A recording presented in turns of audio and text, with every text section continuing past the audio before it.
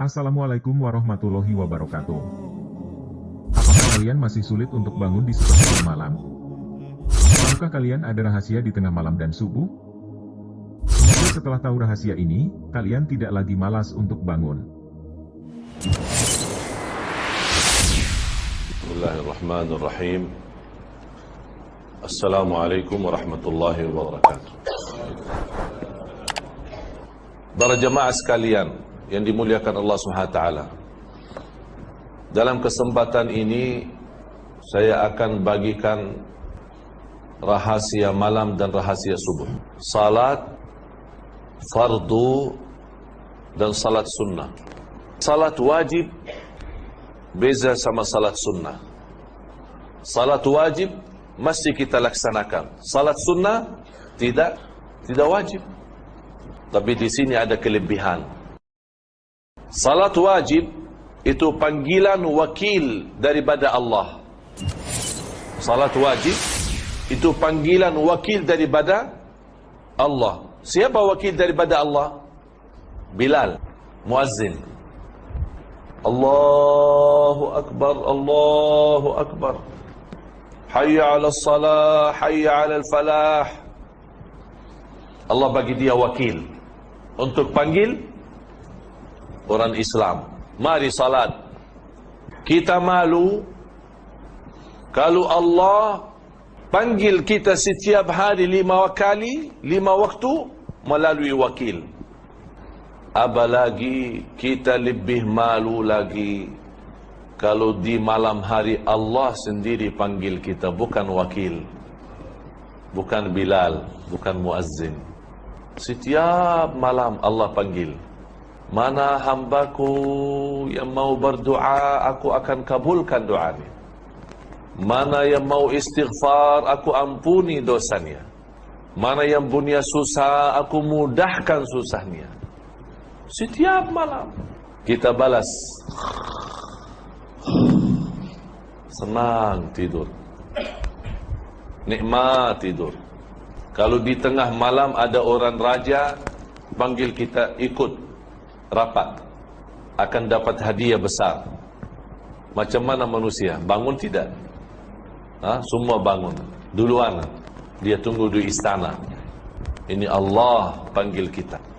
Oleh sebab itu jemaah, salah satu rahasia malam, bahkan salat malam itu sebaik-baik ibadah sesudah salat wajib.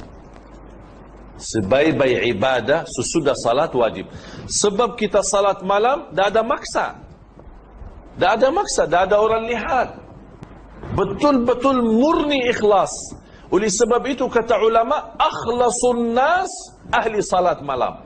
Orang yang paling mulia ikhlasnya ahli salat malam. Yang paling jujur berkataannya ahli salat malam. Sebab kenapa dia salat malam? Tak ada maksa. Tak ada maslahat dunia. Dia betul-betul lillahi ta'ala. Dia tinggalkan enak tidur, senang tidur. Mungkin letih badan. Dia bangun tengah malam. Walaupun 2 rakaat tutup witir. Guru saya menyampaikan nasihat. La yakhlu layluka min 3 rakaat. La yakhlu layluka min 3 rakaat. Jangan sampai satu malam terlewat tidak ada isinya 3 rakaat. Jangan sampai. Apa maksud 3 rakaat? Witir. Kalau tidak mau salat malam boleh, tapi jangan sampai witir itu pun tertinggal. Allah cinta witir. Allah witir. Allah cinta witir. Dan kata Rasulullah, berwitirlah. Kita alhamdulillah rata-rata semua boleh bangun sebelum azan kan? InsyaAllah semua kan? Sebelum azan berapa minit? 10 minit? 15 minit? 20 minit? Cukup untuk witir. Cukup untuk witir. Tidak mesti 2 jam, 3 jam. Apapun keadaan kita, walaupun kita duduk di tempat, jaga witir. Kalau kita rasa tidak ada mampu, tidak ada kemampuan, tidak ada kuat, sebab kita tua, sebab kita sakit, silahkan witir sebelum tidur. Karena ini salah satu wasiat Rasul kepada Abu Hurairah, wa an autira qabla an anam. Witir sebelum tidur, supaya kita termasuk orang yang menerima panggilan Allah, bukan panggilan wakil. Panggilan Allah, apalagi di malam hari. Lepas selesai witir, sambil menunggu azan subuh 10 minit, tolong isi istighfar. Indah istighfar. Sebaik-baik ibadah waktu sahur selepas salat malam adalah istighfar. Ada orang tanya, saya sudah salat tahajud, sudah salat malam, ada waktu, ada masa azan subuh mungkin 15 minit. Apakah boleh saya baca Quran? Atau mana bagus saya amalkan? Saya jawab, lebih bagus istighfar daripada baca Quran. Mengapa lebih bagus istighfar? Sebab waktu sahur Allah puji orang yang beristighfar di waktu sahur. Kanu qalilan minal laili ma yahja'un wa bil ashari hum yastaghfirun. Surah Al-Dhariyat. Tolong Ustaz bukain Surah Al-Dhariyat. Dan banyak ayat lain yang menggambarkan Allah puji dan bahagia dan senang Allah kepada ahli istighfar di waktu sahur. Allah gambarkan di sini, mereka sedikit sekali tidur malam. Kalau sedikit sekali tidur malam, apa mereka kerjakan? Salat. Udah, tidak apa. Banyak sekali kita tidur, tapi ada sedikit salat, tidak apa-apa. Boleh. Tapi jangan semua tidur, tapi tidak ada salat sama sekali. Ada satu hikmah dalam bahasa Arab. Kalau tidak boleh bawa semua, jangan tinggalkan semua. Faham? Kalau tidak boleh semua, jangan tinggalkan semua. Maksudnya apa? Kalau tidak boleh lama salat malam, jangan tidak salat malam sama sekali. Walaupun 2 rakaat tutup witir, alhamdulillah. Tapi kalau muttaqin, memang ini martabat lagi, lebih tinggi lagi. Sedikit tidur, tapi lama salat malam. Ini proses lama. Bukan tidak boleh, boleh, semua boleh. Tapi perlu masa, latihan, biasa. Tidak semua boleh salat malam lama.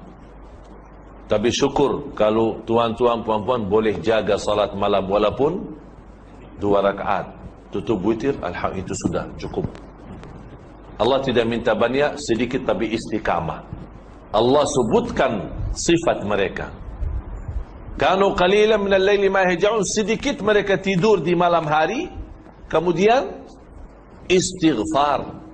Kalau Allah sebutkan amalan mereka, berarti Allah senang amalan itu.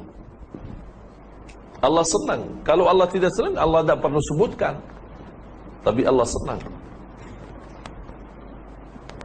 Oleh karena itu jemaah sekalian, kalau sudah salat malam, walaupun sedikit, 2 rakaat witir, kemudian tolong tutup dengan istighfar. Berapa kali? Sampai azan. Datang dari rumah ke masjid, jalan kaki, terus astagfirullah, astagfirullah, astagfirullah, astagfirullah, terus. Istighfar macam-macam, ada banyak. Ada istighfar panjang, Sayyidul Istighfar kan? Allahumma anta rabbi, la ilaha illa anta, khalaqtani, wa ana abduka, wa ana ala ahdika, wa wa'dika, mastata'at, a'udhu bika min syarri ma sana'at, abu'u laka bi ni'matika alayya, wa abu'u bi dhanbi, faghfir li, fa innahu la yaghfiru dhunuba illa ant. Itu paling indah, ini bagus ini.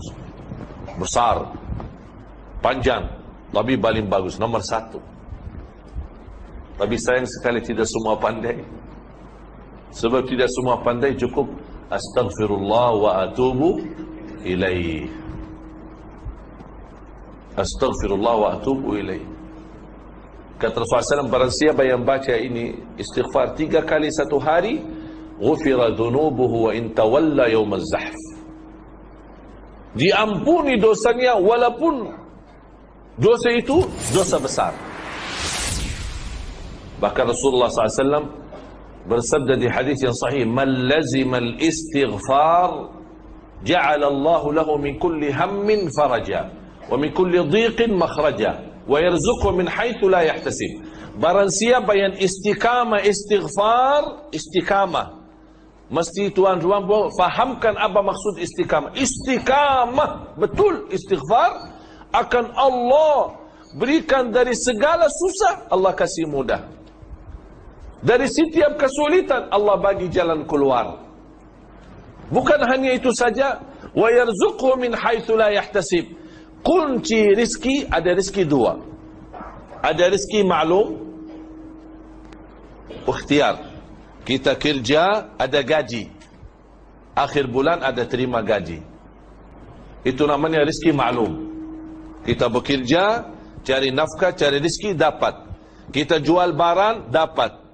Kita jual kereta, dapat. Itu rezeki maklum. Tapi ada rezeki tidak maklum, tidak ada tahu, tidak ada yang tahu. Itu namanya rezeki datang tanpa kita hitung, di luar hitungan kita, di luar penyangkaan kita. Kita tidak sangka dari mana itu datang. Mana boleh kita dapat rezeki tapi tidak sangka? Itu istighfar. Allah jaminkan rezeki itu datang. Bukan kita. Kalau rezeki maklum kita cari kan, nafkah rezeki kita cari. Kita bekerja pagi sampai petang, kita cari nafkah dari rezeki. Tapi kalau istighfar, tak perlu kita datang, tak perlu kita cari rezeki, tapi rezeki datang ke kita. Itu indahnya istighfar.